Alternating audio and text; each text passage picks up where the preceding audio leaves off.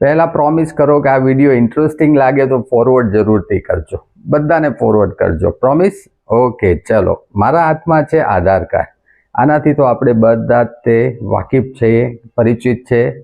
તો આધાર કાર્ડમાં એક અહીંયા નંબર હોય છે, એટલે કે આ નંબર જે છે મારા આધાર કાર્ડનો, એટલે મારું આધાર કાર્ડ આટલા લોકો પછી નીકળેલું છે. તો મને વિચાર આવે કે સૌથી પહેલું આધાર કાર્ડ કોનું નીકળ્યું હશે? ભારતમાં સૌથી પહેલું આધાર કાર્ડ કોનું નીકળ્યું હશે? તમને શું લાગે છે? ખ્યાલ છે તમને કે ભારતમાં સૌથી પહેલું આધાર કાર્ડ કોણે બનાવ્યું હશે, કોનું બન્યું હશે? નરેન્દ્ર મોદી, મનમોહન સિંહ, રાષ્ટ્રપતિનું? વિચારો. ચાલો કહી જ દઉં.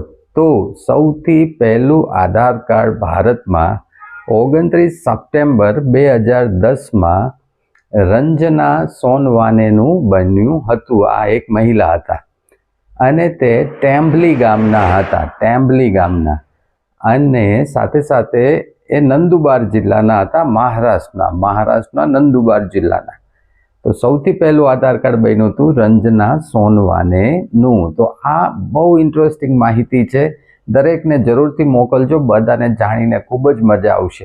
સાથે સાથે 2-3 સવાલો હું આપને આપું, જો આવડે તો નીચે કોમેન્ટમાં જરૂરથી મને કહેજો. આધાર કાર્ડના શોધક, જનક અથવા તો પિતા કોને કહેવાય છે? Who is the father of Aadhaar card? બીજો એક સવાલ પૂછું કે આધાર કાર્ડનો લોગો કોણે બનાવેલો હતો? અને ત્રીજો સવાલ, શું ફોરેનરને આધાર કાર્ડ નીકળી શકે? અને નીકળી શકે તો કેમ નીકળી શકે? આવડે તો જરૂરથી કોમેન્ટ કરજો, બહુ મજા આવશે, અને ફોરવર્ડ જરૂરથી કરજો. Thank you.